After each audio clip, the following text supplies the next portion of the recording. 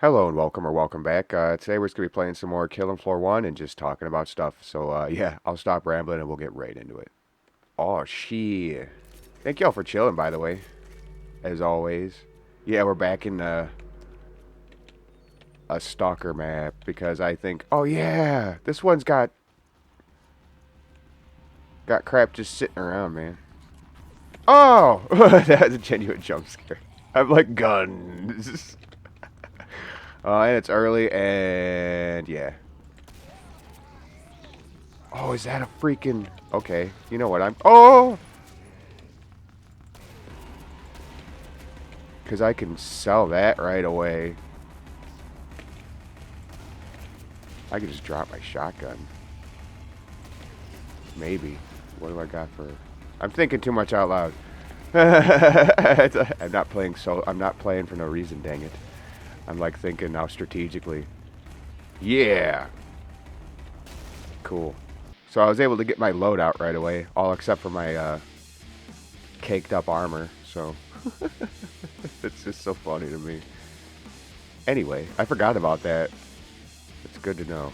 Makes the video, or yeah, a little bit easier to talk about, I guess. Anyway, we're going to be talking about Hatchet 3. Yeah, about time. We got two more movies. This one and Victor Crowley to talk about. That one, Victor Crowley will be next week. Ooh, for Halloween. Maybe not on Halloween. I don't know what I'm going to do on Halloween yet. Maybe just take it easy. I don't know. The day's got kind of a dual meaning for me, so I don't know. I don't want to like ruin. Maybe I don't know. Maybe I'll mention it a little later on, not in this video. So, but anyway, okay, Hatchet 3.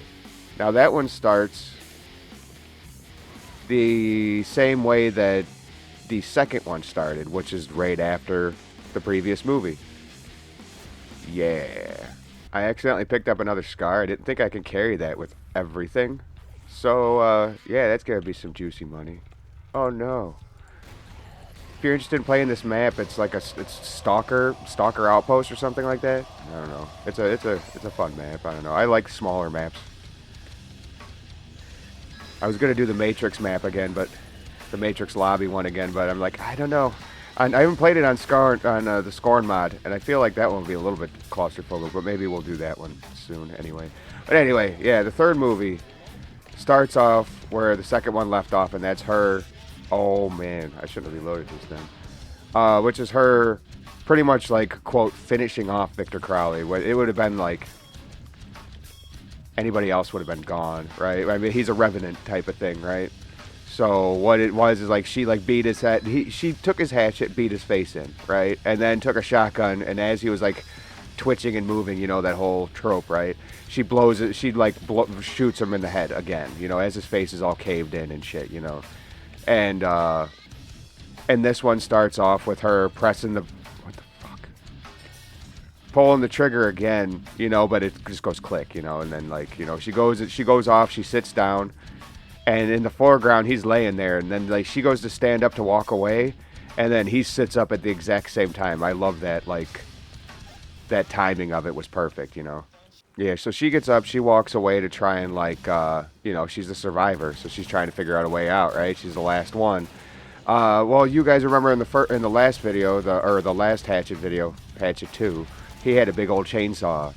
So like he starts that up or something. I can't remember if he starts it or she starts it. I should do a little bit better of a job of that. You know what's funny is I've watched this movie like more than the other ones over like the last couple of weeks or whatever, and that's probably a bad thing because I get bored. I'll get bored with it. I'm realizing that. It's still a great movie. It's a me thing, you know. It's not a movie thing. It's a me thing. But anyway, yeah, that happens, and like he gets the jump on her, and he lifts her up and like going to kill her, right? And then she sticks his hand or her hand in his face. Which is all fucked up still because he hasn't healed up or nothing. And yeah, so I guess he felt it, right? Her hand in his face. So he falls. Let's go. Her falls backwards into the chainsaw, and then that's it. You know, like he's stopped for now. So she goes to the police department to kind of like, I don't know, like get help because a bunch of people just were murdered in a swamp. So, but they automatically think she did it. You know how that goes. It's whatever. And pop, pop, pop. Damn. Anyway. They think it's her, they hose her off and like realize that all the blood that she's covered in because she got sprayed with blood when old Victor Crowley got chainsawed up. So yeah, and there's like, well, is she hurt? That's not, none of that blood's hers, yada yada yada, So they think that she's this big psycho killer, which is hilarious in a lot of ways because like the swamp is just filled up with fucking with dead bitches, with dead people. You know what I mean? It's that'd be a lot for one person to do, let alone like a 100-pound chick. At least in that way, right? I mean, before anybody gets all offended, he said women won't do that in that manner. I don't see a 90-pound chick ripping people's jaws off and lifting a couple of men up and doing this and that. I don't know. I'm sorry. Maybe I'm just real. Like, I don't know. But anyway. So she eventually kind of gets them to, oh man. I love small maps.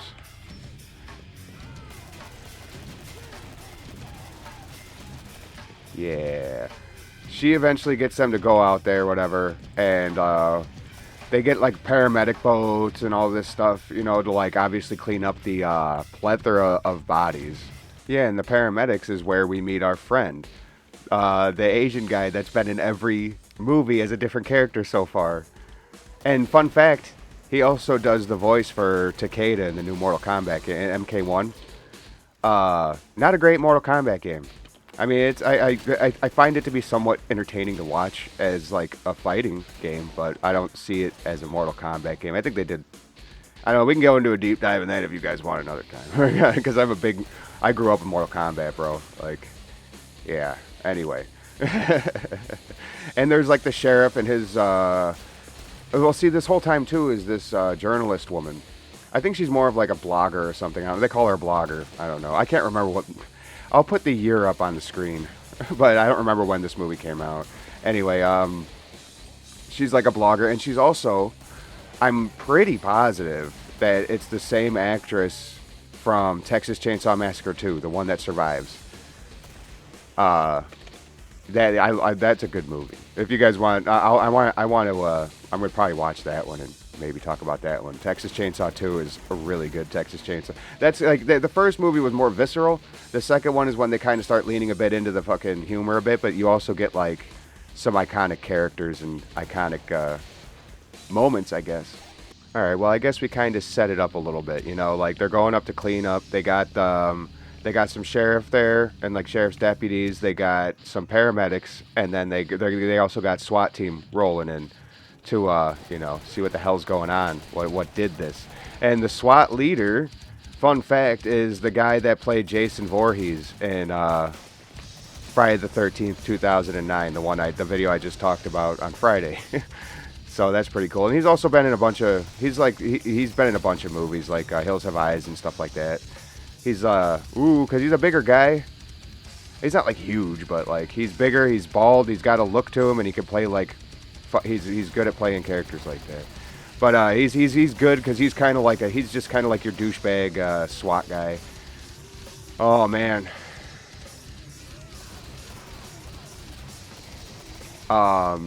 Yeah. So, but let's see. We'll get through this because I caught myself rambling again a little bit too much, I guess. But it's always more fun to talk about some of the kills. Let's see. Who's the first? I can't even remember who the first was to die. I just remember like the most unique ones. I know there was this kid, this younger deputy kid that he brings a bag of guns, like a fucking shitload of guns with a rocket launcher in it. Anyway, I guess I'll just talk about the stuff that interested me the most, I guess. Oh yeah, Captain Spaulding is in it at one point. He's Victor. Yeah, he's Victor's cousin, I believe. And see, earlier in the movie, the Texas Chainsaw chick said something about him being he has Victor's dad's ashes, because that's something that they need to stop. Because Victor just wants his dad. He's just daddy, daddy. That's his thing. You hear him say daddy before he comes, and like so they'll stop. Hopefully that's like what their plan is, to stop the curse. Well, Spalding has his ashes, and the chick said it's was his great uncle. I'm like, the timeline wouldn't match up. I don't think. Like I think that it would be his uncle, which they say that. He says that when they're at his house. He's like, this is such and such as, was it Thomas Crowley? This is Thomas Crowley's ashes, right? And he's just like, no, that's my uncle. So, but it is Thomas Crowley's ashes. But yeah, I'm just like, okay, does he, because I know that not everybody will be like, oh, that's my great, whatever, you know what I mean?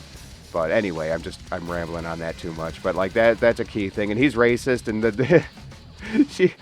she has this black deputy. He's funny. He seems like he's a good dude. I felt bad when he got killed, but because he's just doing everything out of his I don't, against his better judgment. But I don't know. He's a good character, but the Captain Spaulding's character, that guy is just a fucking miserable racist. He doesn't call him the N-word. It's just everything short of it. And I'm laughing, yeah, because it's fucking stupid. It's funny. That's what the point of it is. It's supposed to be over the top retarded. Get offended. I don't know why. Yeah, there was one guy, like, we're going to have to just blaze through some of the stuff I wanted to talk about. I ramble a little bit too much. Anyway, oh shit. He chases one guy into a gator, which is kind of funny. A guy's trying to hide and he gets caught up by a gator. But before that, you see that the first guy, the JD dude from Grandma's Boy, from the first Hatchet movie, he was at the end. He pops up in the boat, but his throat's cut and he's dying. Oh shit!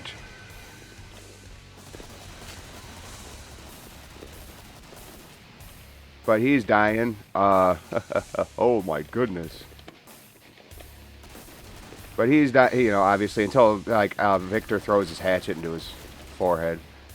I think he threw his hatchet into his forehead. Could have been something else. I almost shit my pants right there. Oh my god, I was watching my freaking health go down. Anyway.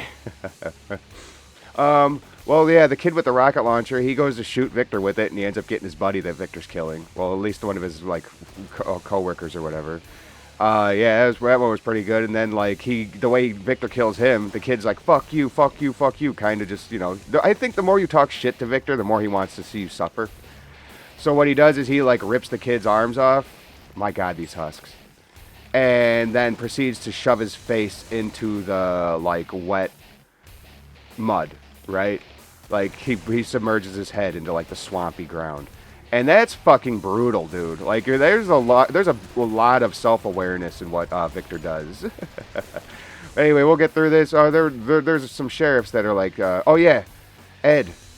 There are more hanging balls in a tree. Ed pointed at I had to say that. They're walking through the forest and, oh man, there are balls on the tree. Like, there's balls hanging from that tree. Like, there's not, this isn't fucked up. Some guy, I think it was the SWAT team leader, the guy was just like, stay calm. And the kid's just like, how the fuck can I stay calm? There's balls hanging from a tree. But anyway, you know how that guy dies. The SWAT leader guy, he says, let's fucking do this to Victor. You challenge Victor. Victor's gonna fucking, Anyway, what he does is he reaches into his stomach, right? He grabs it into his spine, and then he just keeps pulling and pulling and pulling. And eventually he predators the guy. He pulls his spine out through, or spine with the skull connected. I thought, when I watched the last movie, Hatchet 2, I thought that he was going to do that to Tony Todd's character, but then he skins him instead. I'm like, oh fuck, that's brutal as hell. But yeah, no, that's how he kills that guy. Let's see. Well, yeah, there's these sheriff that are stuck in the one of the boats, right? And the Asian guy, he lives throughout this whole movie because he's the main character of the fourth movie. I'll give that away. But that's the only character he plays for more than one movie. So like, if Victor gets his like belt sander thing, his electric sander, and he just fucking starts going through the metal door, and eventually he gets the sheriff because he hears his ex-wife yelling because they're there with the ashes on the other side trying to get Victor. And then, like, the sheriff pokes his head out, right? And then, like, because he hears his ex-wife, and he's like, "Oh, no, no, no." Well, Victor didn't leave because they thought that he left to go, because he was like, he heard it, and then he walks away. He makes his bear noises, which is weird, beastly bear noise. And then, like, the sheriff reaches his head out. Victor's still there. He takes his head off with the sander, and then, like, the chick tries to. There's this chick there, that's a sheriff. She tries to push her luck and go for the pistol there, and like right in front of the hole. And Victor grabs her, and then just like by one arm, and then pulls her through that hole, and it just shreds her up. But yeah, the end of the movie here.